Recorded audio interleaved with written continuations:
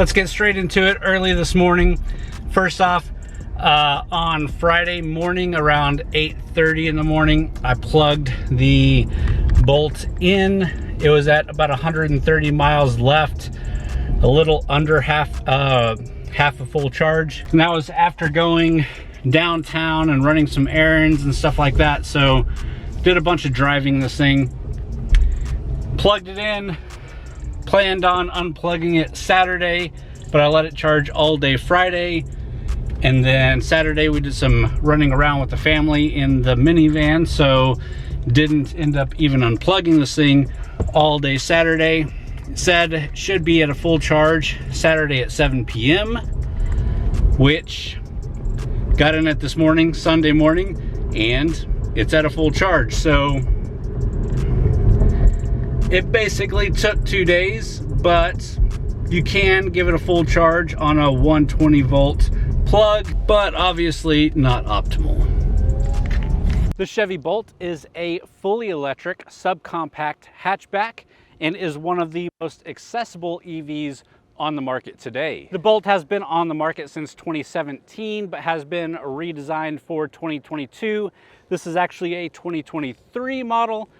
Let's get into it. All right, and here in the summer of 2022, Chevy has a couple of EVs on the market, but has a great roadmap for the future. The Bolt EV is the entry level, the cheapest that you can get, with a base price at just over $26,000, which is a $5,000 reduction in price from the previous year. And we'll talk more about the price and incentives and stuff in a bit. Over the Bolt EV, you have the Bolt EUV, which is a sort of SUV-ish style of the Bolt EV. It's a little bit bigger than what we're driving here. Obviously, you have the all-electric Silverado coming out soon, which looks really impressive. And then they've also just announced the Blazer EV and the Equinox EV, which the Blazer I'm actually really excited about checking out as well. The Equinox, hopefully it'll be really good too. But obviously in this video, we're focusing on this, the Bolt. And the Bolt EV is offered in two different trims, the 1LT and the 2LT. This is the 2LT, the more premium of the two trims. So let's dive into it. So again, this was redesigned for this year, the 2022 model. This is the 2023 again, but it's basically the same design. You've got the all new LED headlights, LED fog lights, LED daytime running lights. We have the sleek teardrop-like shape to the vehicle, very aerodynamic. The front grille cover here has a nice geometric pattern on it, gives it a bit of a techie vibe, which obviously a lot of EVs have. We've got the blacked out Chevy badge in the front. On the side, we have 17-inch wheels, running all-season tires. We have blacked out mirrors. You can see the profile of this thing.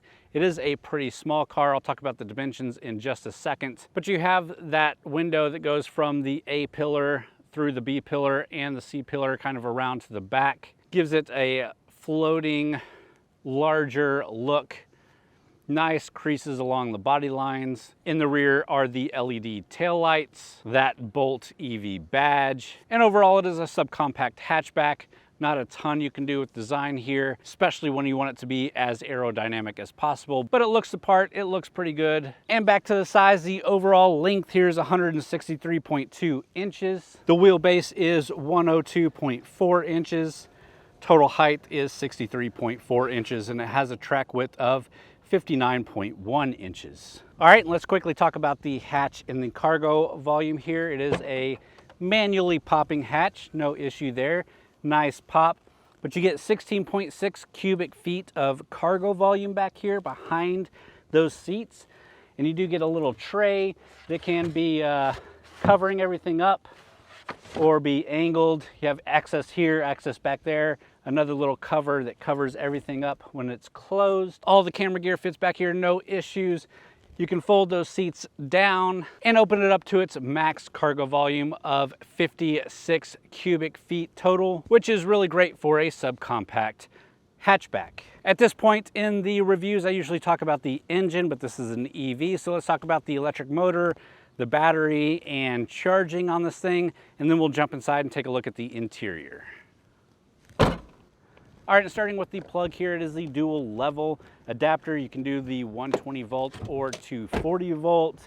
And unlike a lot of modern EVs, you do have a hood that you can open up. And in this hood is not a frunk, it is access to a lot of the electronic components. The electronic motor is rated at 200 horsepower, 266 foot-pounds of torque, and has a top speed of 91 miles per hour. It is integrated with a single speed transmission and differential to form a single modular drive unit that connects directly to the front axles. The battery is an advanced 65 plus kilowatt hour lithium ion battery pack.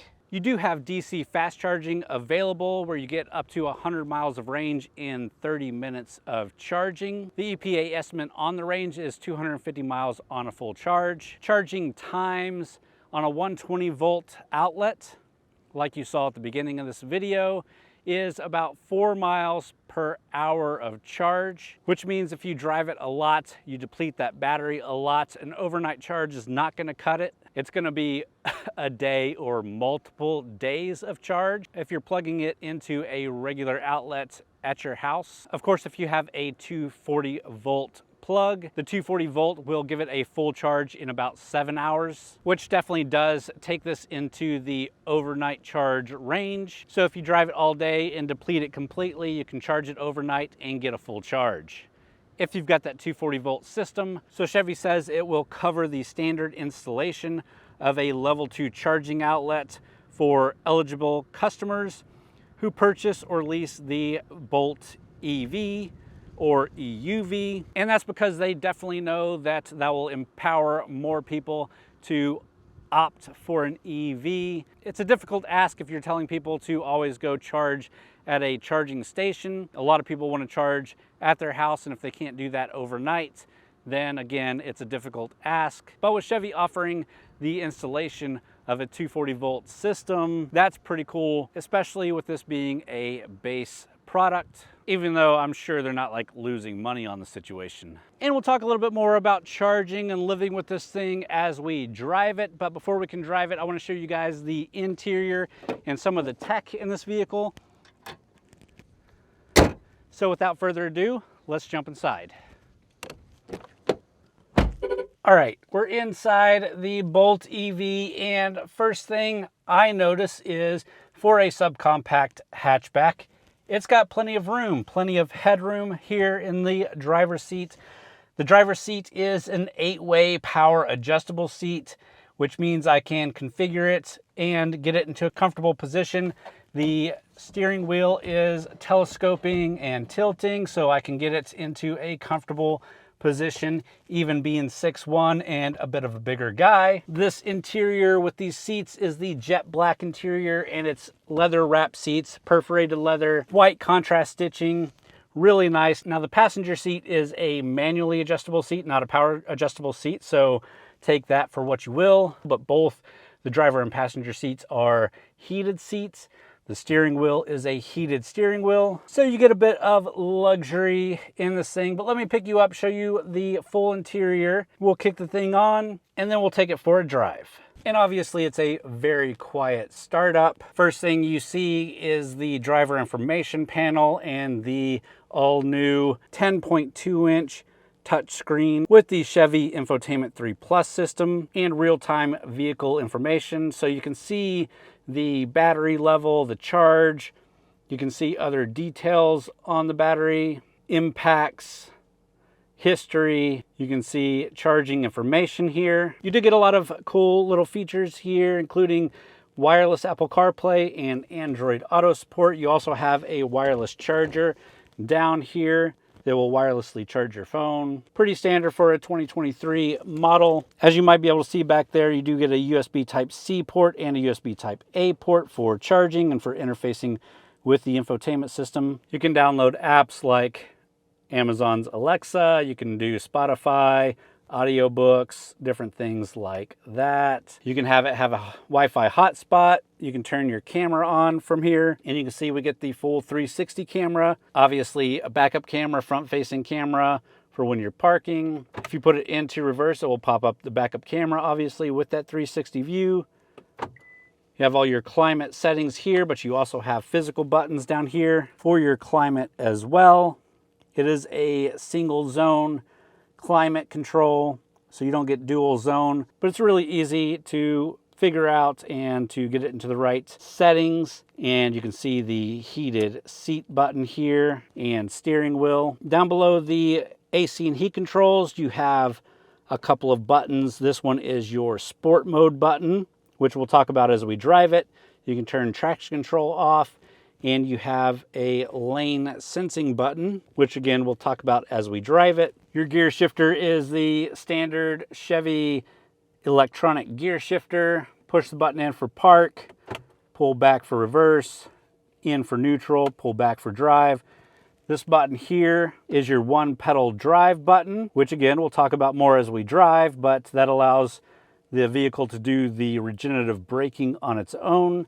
You have an electronic parking brake. It's a little cubby for change, or it actually fits the key perfectly in there as well. 2 cup holders, nice, decent padded armrest and cubby. And if you can see in there, you actually do have a pad to charge the key right there. So you can throw your key in there. It will kind of just sit there and wirelessly charge as well. Moving around to the steering wheel, it is a nice steering wheel, leather wrapped steering wheel. It feels good in the hands, not squishy or chunky like some vehicles, but you do have the more flat bottom. You've got a nice blacked out Chevy badge, some chrome on it. You've got buttons for your cruise settings and buttons to interface with your either infotainment system or driver information system. And you do get an all digital driver information display, obviously displaying stuff like your range. If you have that one pedal drive enabled, that will display up here as well. Sport mode and stuff like that will display up here. You can thumb through some different screens to look at different things. Kind of a standard setup there. Back here on the steering wheel, this is not a paddle shifter. It's only on one side. This is actually for your regenerative braking on demand.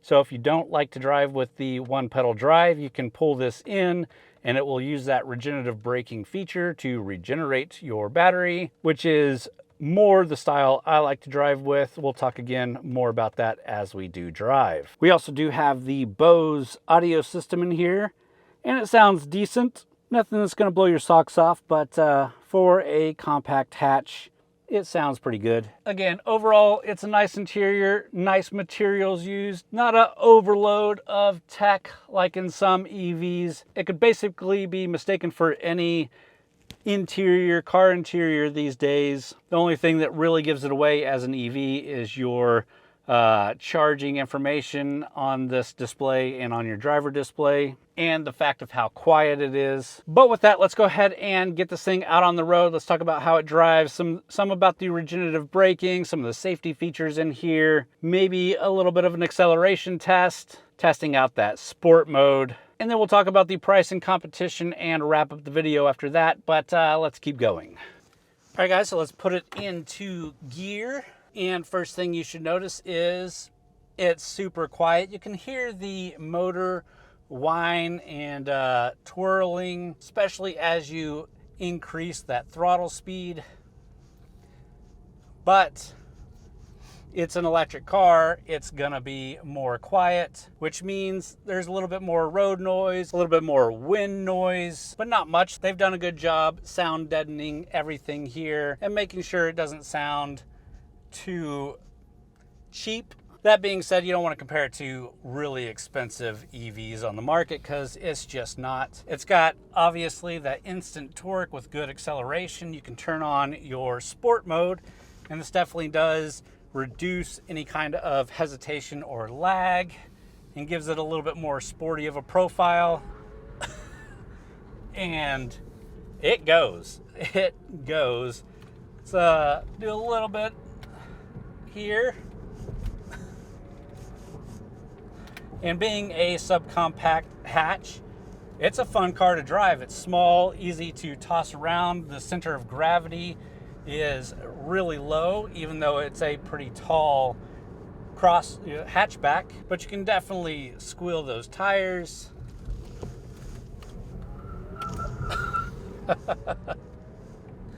And it definitely has a lot of torque.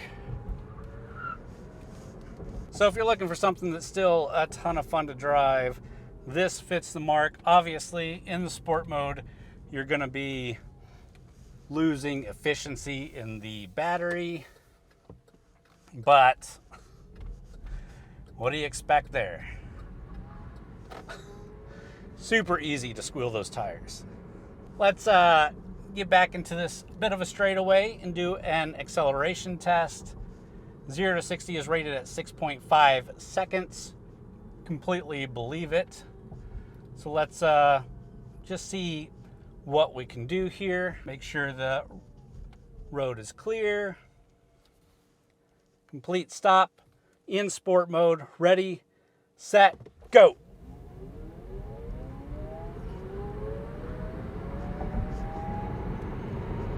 $60. It takes a bit to get up and go, but it's still that instant torque. It just pushes you back. It can be a lot of fun. And much like most compact crossovers, it's more fun in the corners than it is at high speeds. Definitely hitting that sport mode button brings out a little bit more in this, which is nice. Not everybody's going to use it. Not everybody cares. But if you want it to have a little bit of fun, it can do it. But if you're just needing normal speed and stuff, like getting up on a highway, passing people, you don't even need the sport mode button. It can still get up and go. So you also do have the paddle over here that I was talking about. It's regen on demand. So you can regenerate power to the batteries from a pull of the lever. And it definitely hits those brakes, slows you down good, and regens more power than it would if you were just hitting the brakes on your own. And I do like the paddle over the one pedal drive. We'll turn that on real quick. So this is a decent feature that most EVs have.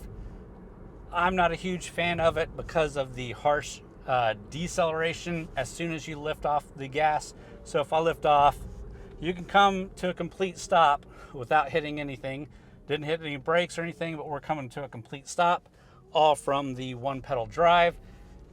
If you time it perfect and you get really used to it and you're in a lot of stop and go traffic, or you're in a neighborhood with stop signs every other street, it can help, and it can be done without jarring the passengers or anything much.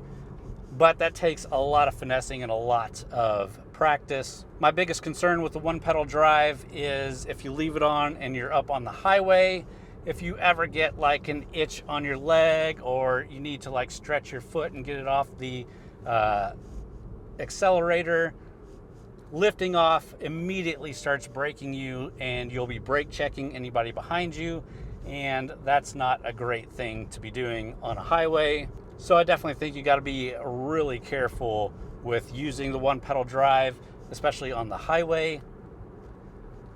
On city streets, you can make it work, and it's going to regen more power than if you're not using it, but I don't know if it's significant enough to justify using it. I haven't done a lot of tests necessarily testing that, so take that for what you will. But they do offer the paddle over here, which I do enjoy using. It's kind of gamifying the drive, and it's harsh when you want it to be harsh, and you don't have to use it if you're going. You don't have to, if you forget about, you don't have to worry about forgetting about turning something off and causing issues on the highway, and you're still getting that better recharge rate for using it. So for me, that's what I would stick with, and I'm glad that Chevy includes that into this vehicle. But as a driving car, this doesn't drive like something special. It doesn't drive like something out of the ordinary. You can stick anybody that's driven any vehicle into this, and they're just going to get it. Drive for drive, D for drive, hit the pedal and go, hit the brakes and stop. Nice steering.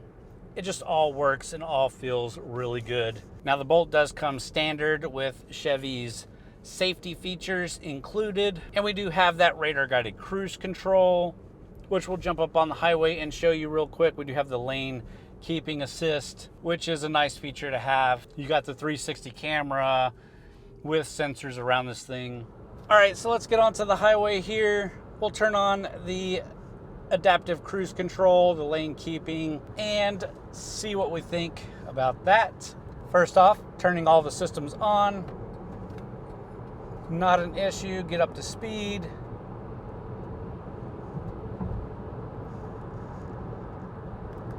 And click it down. You can click up and down to increase, decrease. And then we're locked onto the car in front of us. We've got the lane sensing.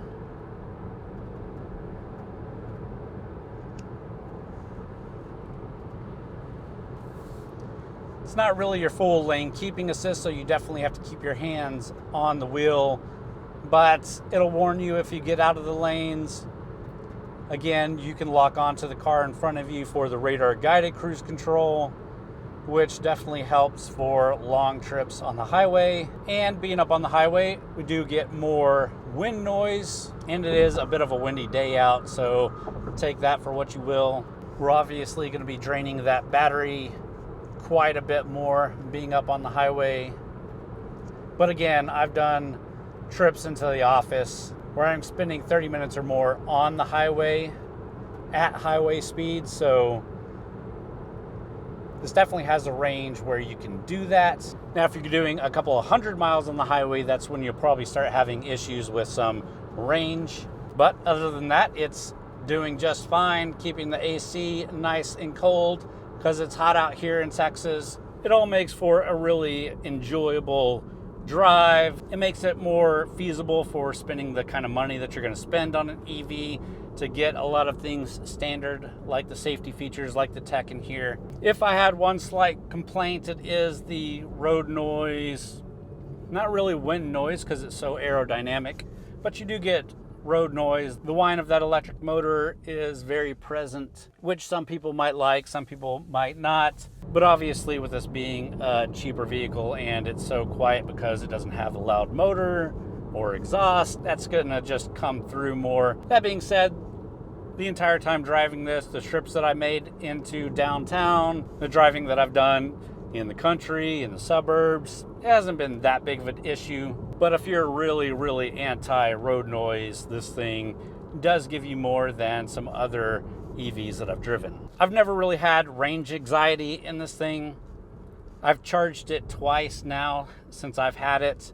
Once overnight, which gave me about 20-25 miles of range with an overnight charge. And then again, I charged it for basically 2 days straight, which gave me a full charge from about halfway. I can definitely say if you have that 240 volt system in your house, charging becomes a non-issue. There's not a ton of chargers around where I live. There are a couple. They're not great, but if you do need to park and charge and go shopping, you can do that. And then obviously, as you get into the city, that becomes even easier. So even living in rural Texas, kind of the suburbs of the suburbs, you can own and live with an electric car day to day. So it's definitely becoming more viable for more people. And at the price point that we're at here, it's definitely something that you could do if you can live with a vehicle this small. Obviously, this couldn't be my full-time vehicle because I have a larger family. We have a minivan for our daily driver. So something like this just wouldn't work for my one and only car. For a second car, it could work. Back seats are actually pretty spacious. We didn't jump back there, but I fit just fine. Kids fit just fine back there. It's not a ton of space, but they've definitely utilized the space in this small vehicle really well. It's hard not to love the acceleration from this thing. As an automotive enthusiast, as a car enthusiast, I like it. With that, let's go ahead and pull back over. We'll talk about the price and competition, and I'll wrap this thing up. All right, guys, with that, let's talk about the price and some of the competition here, starting with the price of the base 1LT. Now, Chevy touts that it has dropped the MSRP of this, making it one of the cheapest EVs on the market at $26,595. That price, I'm pretty sure, it's kind of hard to tell, but I'm pretty sure that includes the federal incentive for buying an EV. Because if you look on the website, they'll actually show a price of $32,000 that's marked down to $26,000.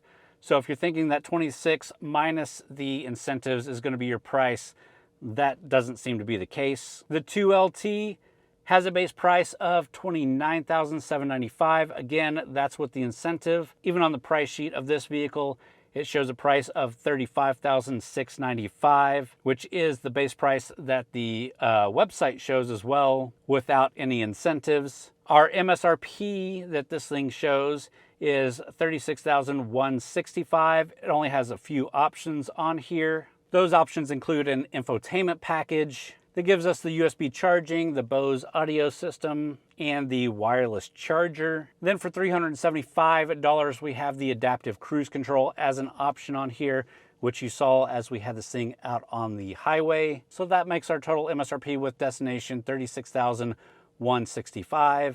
And again, at that price, it is one of the cheapest EVs on the market. And when you get the incentive on top of that, that's a pretty good price for an EV, not necessarily for the amount of tech luxury that you would get in a vehicle.